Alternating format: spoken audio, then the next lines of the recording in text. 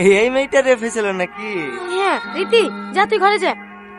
সালমা, মেয়েটার বিয়ে দেবে না? দেবো তো বলছে, ছেলে পাচ্ছে না। হ্যাঁ, আমার সাথে দিতে বল না। কেন, তোমার বাড়িতে বউ আছে যে? ওর কথা আজ 1 মাস হলো মায়ের বাড়ি কি বাহানা শুরু করেছে, এখন আর আসতে যাচ্ছে না। ও আকে বাদ দিয়ে দেবো। শুধু তুই একবার কথা বলি দেখ না, এই সব মেয়েকে তো সবাই বিয়ে করতে যাবে না। কিন্তু আরে তুই একবার কথা বলি দেখ না। ওগো, সালমা ফোন করছিল, একটা ছেলে নাকি রীতিকে বিয়ে করতে চাইছে, বিয়ে দিবা? হ্যাঁ বিধবো না কেন? কেমন ছেলি? ছেলেটা নাকি বিয়ে হয়েছিল, ছাড় হয়ে গেছে। ও ছেলে মেয়ে আছে নাকি? হ্যাঁ, একটা 10 বছরের ছেলে আছে। তাই তো গো, ওই বুড়ো মুখে বিয়ে বাকি করবে। গ্রামের লোকের কথা জানা তো ঠিক থাকছিনি, কি আর করবা, আসতে বলো। ঠিক আছে।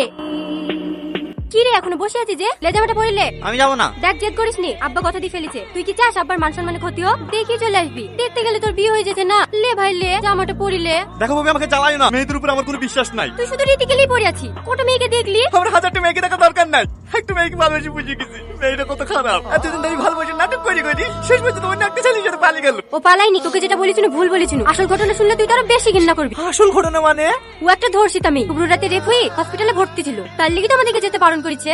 তাহলে ও কোনো ছেলের সাথে পালিয়ে যায়নি? না। তুমি এই কথাটা আমাকে আগে বলবো না। ছি! আরে আরে, এ কি করছিস? আরে আমাকে ভাবি, আর কেউ না জানুক, তুমি তো জানো আমি দিকে কতটুকু ভালোবাসি। তাই বলি তুই একটা ওইরকম মেয়েকে বিয়ে করবি? আচ্ছা ভাবি, তুমিও তো একটা মেয়ে, তোমার সাথে যদি এরকম ঘটনা ঘটে তাতে তোমার কি দোষ বলো? যাও ভাবি, তুমি আব্বা মাকে কি বলো, আমি আজকে রীতিকে বিয়ে করবো। কিন্তু তুমি যাবা? ঠিক আছে ঠিক আছে, আমি যাচ্ছি। বলো মা, কবুল? এই রীতি, বলো কবুল। আমি বিয়ে করবো না। বিয়ে করবি মানে? এই দাঁড়া, রনি তুমি? আমি তোমাকে বিয়ে করবো। কিন্তু আমার তো চুপ করো, আমি সব জানি, তাতে আমি কিছু যায় আসে না।